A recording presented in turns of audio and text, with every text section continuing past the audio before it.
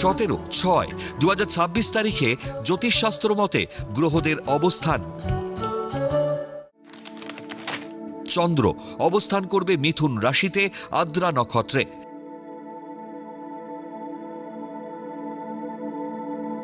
একই স্থান মিথুন রাশিতে রবি মৃগশিরা নক্ষত্র অবস্থান করবে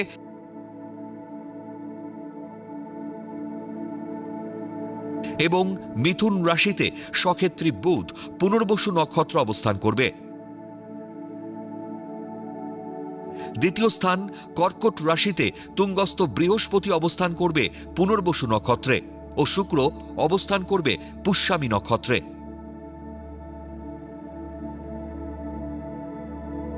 তৃতীয় স্থান সিংহ রাশিতে কেতু মঘা নক্ষত্র অবস্থান করবে। নবম স্থান কুম্ভ রাশিতে রাহু শতভিষা নক্ষত্র অবস্থান করবে।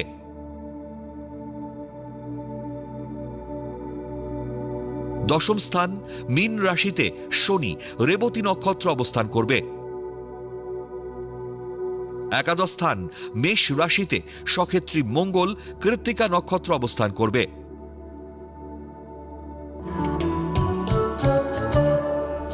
17/6/2026 তারিখে জন্মগ্রহণ করলে রাশি মিথুন,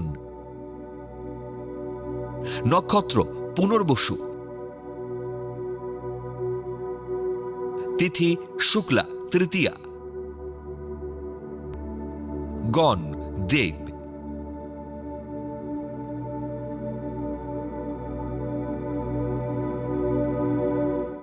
17/6/2026 তারিখের রাশিফল। মেষ রাশি, উচ্চশিক্ষার সুবাদে আয় বৃদ্ধির যোগ। বিদেশ যাত্রার সরকারি অনুমোদন ও অনুদান পাবেন।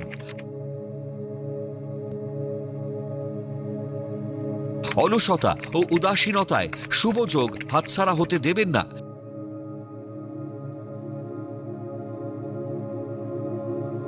পরিকল্পনা ত্রুটির জন্য আফসোস হবে। বৃষ রাশি, ক্রোধী মানসিকতা ও অলসতা পরিত্যাগ করা প্রয়োজন।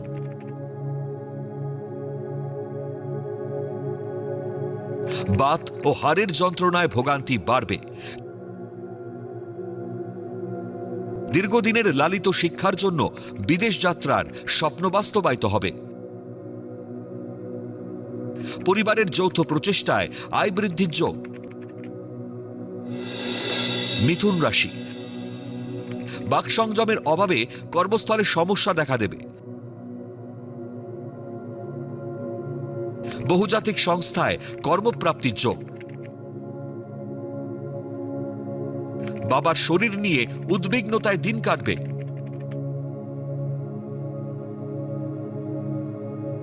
অর্থব্যয়, কর্মসংস্থান ও বাসস্থানে মানসিকভাবে বিপর্যস্ত থাকবেন। কর্কট রাশি, পারিবারিক তুচ্ছ ব্যাপারে মাথা গরম না করাই ভালো।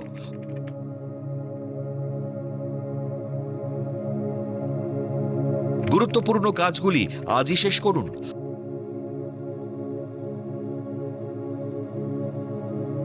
কর্মস্থলে উন্নতির যোগ থাকলেও গোপন শত্রুতার কারণে বিলম্ব হবে। তুচ্ছ ব্যাপারে মান সম্মান হানি হবে। সিংহ রাশি, ভালো কাজ করেও কর্মের স্বীকৃতি না পেয়ে হতাশ হবেন। পারিবারিক ঝামেলায় সমস্ত আনন্দ মাটি হবে। কর্ম বা ব্যবসাস্থলে আর্থিক উন্নতির প্রবল সম্ভাবনা। পদোন্নতি ও দূরে বদলি, এমনকি বিদেশ যাত্রাও হতে পারে। কন্যা রাশি, পুরাতত্ত্ব বিষয়ে উচ্চ শিক্ষা ও গবেষণার সুযোগ পাবেন। খেলোয়াড়রা সরকারি স্বীকৃতি পাবেন।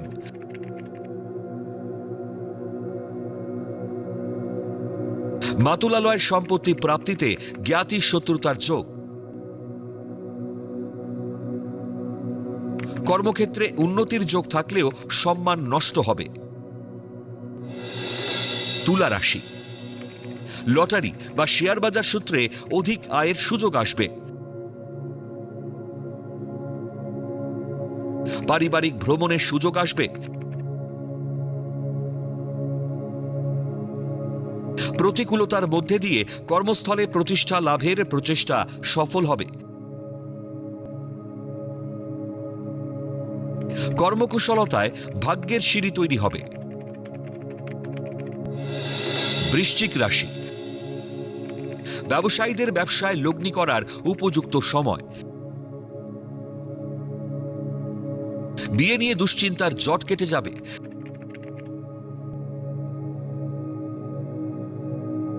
দীর্ঘমেয়াদী রোগের প্রকোপ বৃদ্ধিতে মানসিক হতাশা বাড়বে। ক্রোধী মানসিকতা পরিত্যাগ করা উচিত। ধনু রাশি, অনিয়মে শরীর ও মন ভালো যাবে না।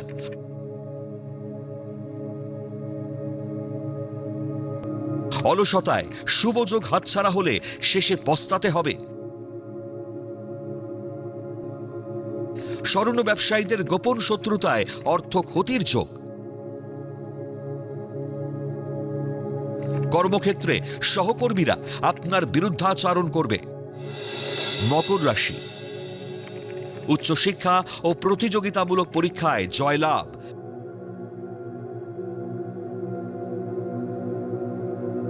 ঠিকাদারদের সরকারি টেন্ডার পাওয়ার যোগ।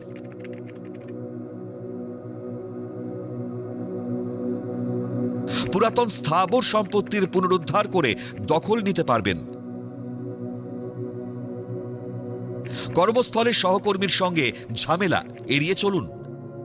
কুম্ভ রাশি, জীবিকা বা কর্মসূত্রে দূর প্রবাস যাত্রা হবে। পারিবারিক ভ্রমণের সুযোগকে হাতছাড়া করা ঠিক হবে না। পারিবারিক যৌথ ব্যবসা বা অংশীদারি ব্যবসায় অধিক লাভের যোগ। পরিবারে বিয়ের আনন্দ অনুষ্ঠান সংগঠিত হবে।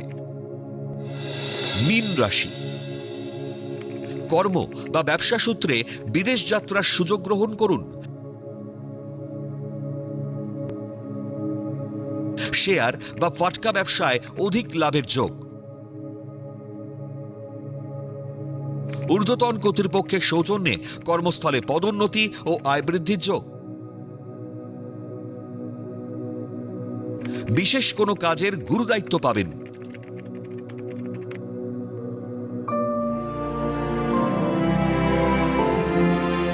পৌরাণিক উপাখ্যান।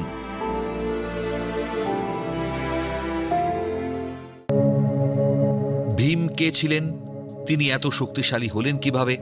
হিন্দু মহাকাব্য মহাভারতের প্রধান চরিত্রগুলোর মধ্যে ভীম অন্যতম। তিনি পাণ্ডবদের মধ্যে দ্বিতীয় এবং পবনদেবের বরপুত্র। তিনি তার অসাধারণ দৈহিক শক্তি, শৌর্য, বীর্য এবং গদাযুদ্ধের দক্ষতার জন্য বিশেষভাবে পরিচিত। পাণ্ডু ও কুন্তির ঔরসে বায়ু বা পবনের আশীর্বাদে ভীমের জন্ম হয়।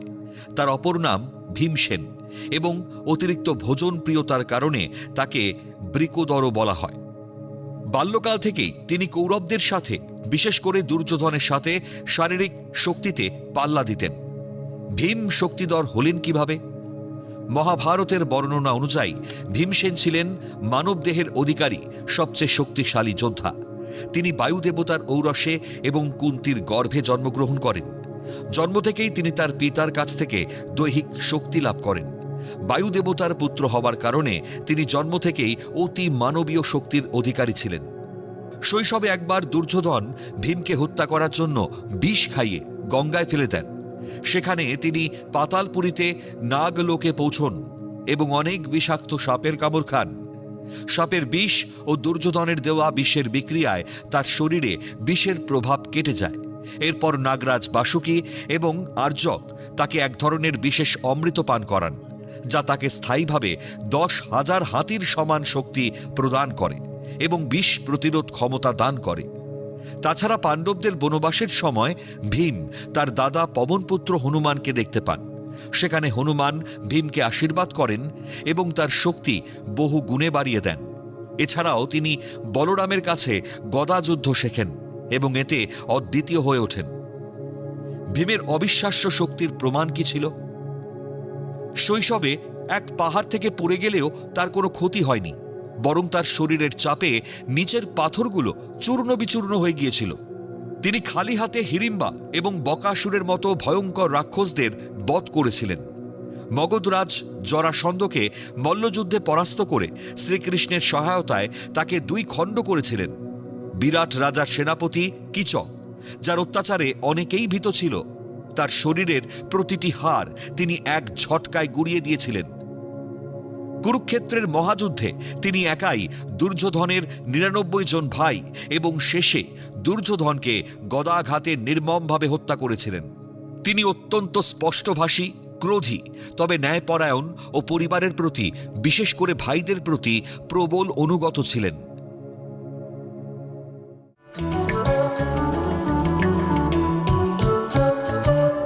আজকের প্রথম লটারি বিজেতা সোমা রজক।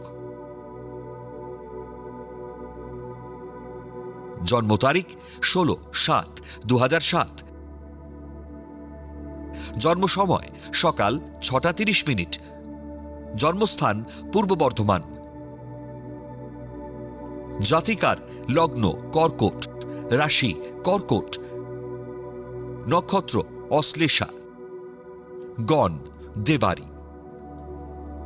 জাতিকার জন্মছকে ভালো যোগের সঙ্গে বেশ কিছু খারাপ দোষের উপস্থিতি রয়েছে।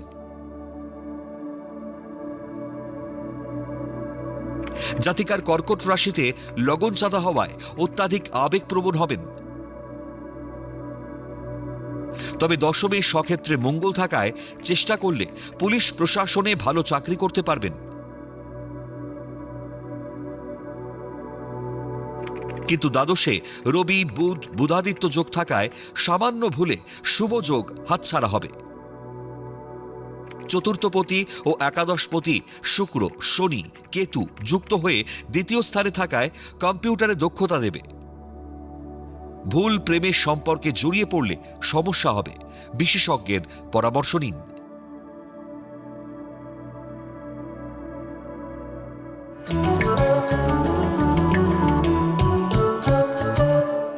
আজকের দ্বিতীয় লটারি বিজেতা সাগর রায়।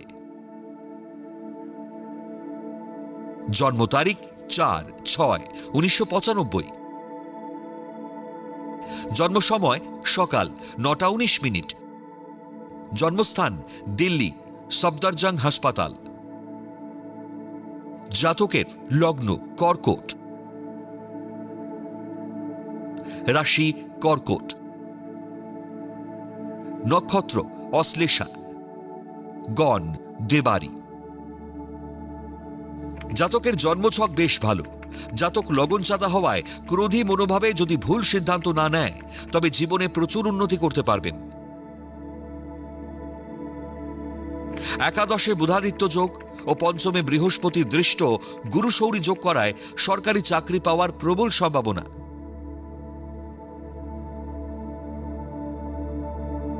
চেষ্টা করলে সরকারি আধিকারিক হতে পারবেন। নবমে শনি থাকায় ধীরে ধীরে ভাগ্যোন্নতি ঘটবে। দশমে শুক্র, কেতু ও দ্বিতীয় স্থানে মঙ্গল থাকায় জটক বিচার না করে কর্মস্থল বা অন্যত্র প্রেম করে বিয়ে করলে সমস্যায় পড়বেন। জ্যোতিষের পরামর্শ নিন।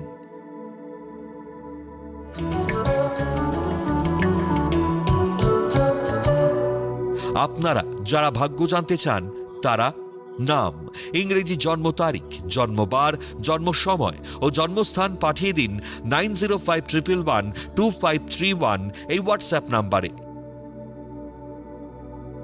লটারি প্রাপ্ত বিজেতার ভাগ্য বিচার করে প্রচার করব পরবর্তী পর্বে।